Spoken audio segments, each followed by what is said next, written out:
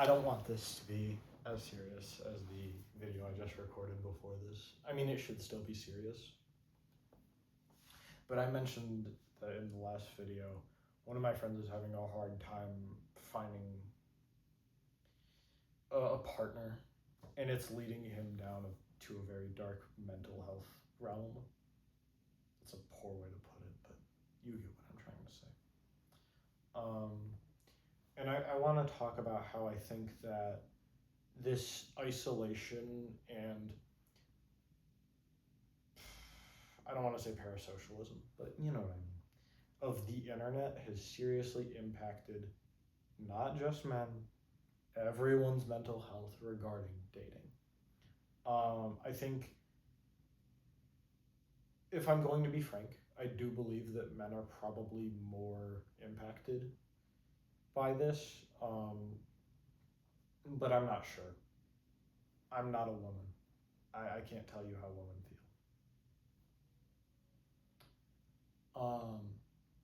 But I think that the internet has seriously convinced a number of people that if they don't hit certain goals by certain times in their life, you know, if they don't do X, Y, and Z by point A in time, they'll never be a real man or whatever. To name names, Andrew Tate and those manosphere cucks are all the problem, or like a lot of the problem. I don't think that blaming OnlyFans girls or whatever is the real reason here. I don't think that's something that makes sense. Like, the sex work industry is always going to exist, and it's not, its main goal is not to convince you to not be around women or to be with a woman. Like, that's a whole different thing, and I'm not here to hate on sex workers. I stand with sex workers. But I think that the internet has, like I said, convinced men that they need to be at a certain point in their life with these statistics about themselves almost. And one of them would be either a long-term partner or a certain milestone reached in their sexual life. For instance, you want to have lost your virginity or whatever by your 20s or whatever.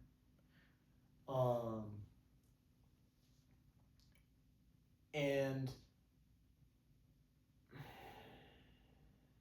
it's not reasonable. I think the internet is the root cause of this, and I don't really think there should be a discussion about anything else. The ability of, or like the global nature of the internet and its instant communication across the globe has allowed it to seep ideas into people's minds. And through the popularization of those ideas, standards across society are set.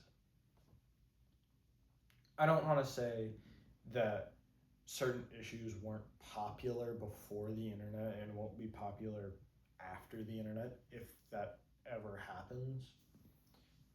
But I can't say that, like, illegal immigration was viewed as a serious problem before the real advent of internet culture, right? Like, the internet's been around since the 90s, obviously, and like there's always been, and like even earlier, honestly, depending on how you want to define internet, but those blogs and emails and forums they're not as good at propagating ideas as something like a Twitter or an Instagram or a Snapchat is, right? Like even Snapchat's better, right? Because you have stories, you have all those things.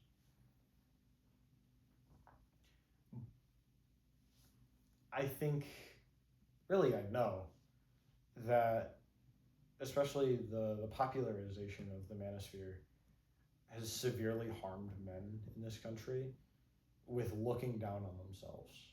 I think seeing the image of all these popular, strong men like Andrew Tate or whatever has seriously hurt a lot of men. And while it's understandable to just call these people out and say that they're cucking people or, you know, giving them a poor view of reality, I think the problem is more insidious than that. I think we as a society need to be better at pointing out that these people are doing genuine harm. And I'm rambling. I need to stop. Like, I feel like I don't have a serious thought in this video.